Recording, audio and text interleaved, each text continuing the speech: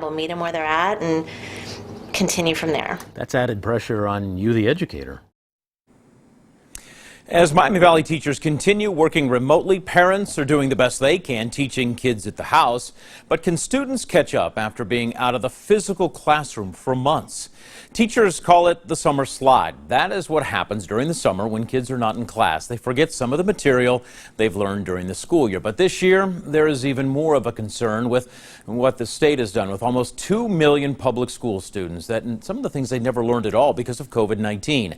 And as much as teachers, parents, and administrators are worried about our children's education, there's something equally concerning tonight.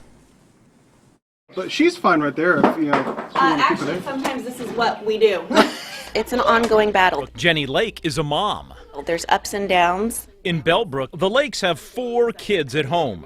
Some days I feel like I really won the day. And 2 of her children are in school. other days, I just want to sit and cry because it's all overwhelming. And the family has a 5th child on the way.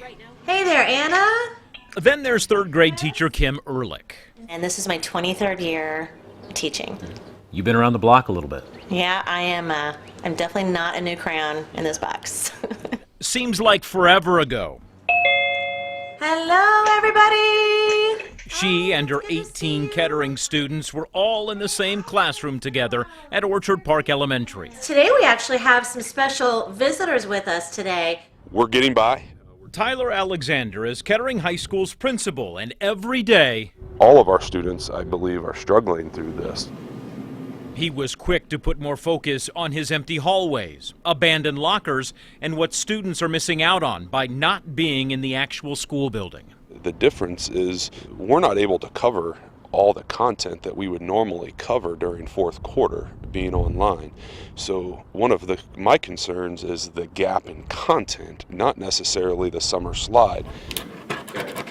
Technology has helped. The Kettering School District has more than 4,000 Chromebooks in students' hands, so they can learn whatever they can from home. So we're going to have to deal with the content gaps. I mean, there might be sprint coverage there. Yeah. While Alexander truly believes teachers and district leaders will get that figured out, the emotional challenges teenagers face are constantly on his mind. I worry that a student that may not have needed support in the past now may need support, and we aren't here to help support them quickly like we would during the school year. We read a book. For Jenny's son Owen, his grades are fine, but what he misses, Seeing everybody at school and seeing my teachers. years ago Jenny was a school teacher and knows the classroom demands, but home life now compared to just a few months ago. We're just kind of working around the craziness. You're making it work. Yeah. We have to make it work.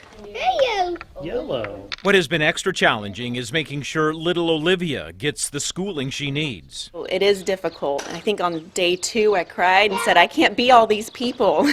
Used to be my dining room. Here she is now at her home classroom. She is working on writing her numbers right now. Olivia had an individualized education plan through the district, and when she was in her school classroom, she had 6 school employees working with her.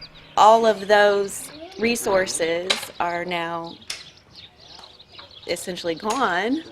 And it's now on your shoulders. Now I am all of those people. She went from having 6 support systems to now having 1. Now I'm still in close contact with all of those people, and they're very supportive. Mom worries about little Olivia excelling socially and academically. Not having her peer support has definitely set her back. That feeling shows up in a new Pew Research poll. About 64% of K through 12 parents were somewhat or very concerned about their children falling behind. Most, especially lower-income parents. Dayton Public Schools is one of 76 members of a coalition of the nation's largest public systems. The Council of Great City Schools is dedicated to improving inner-city children's education. Ray Hart is their research director. There is no substitute for face-to-face interaction of teachers. Be that as it may, For public education, I think it is part of our new normal, but I think it's a good thing. Hart went on to tell me during our Zoom interview it is too early to give distance learning a grade because the in-school experience changed so abruptly. You're going to have challenges with that transition. You're going to have students who are able to avail themselves of that more easily than particularly for students in poverty. While he is confident teachers and students will figure it out, So congrats to Sammy. he is concerned about kids missing out on peer support. And then I actually finished the book. Mrs. Ulrich worries as well. But what we're going to do today is just do a regular session. They want to see what it's like to do school while the coronavirus is having everybody stay home. She has to lean so heavily on technology, even when it comes to sharing a good old-fashioned paperback book. Mac turns on the TV. We are on the early news at 5 o'clock. It is not perfect, but We're just going to show them that we can totally do this. It's not the same, but it's totally awesome anyway. every day teachers and students are tweaking the learning process. Hey, does anybody have any questions? And with summer coming and kids already not being in the physical classroom the last 2 months, that means more than 4 months out of the classroom. So how will teachers and students manage next school year? We'll meet them where they're at and continue from there. That's added pressure on you, the educator. Sure. Third grade teachers, we have a lot of pressure. That added pressure is third grade error testing, where schools must make sure students are on track and at a reading level set by the state of Ohio. If third grade students do not pass Ohio's mandated reading test, they cannot move on to the fourth grade.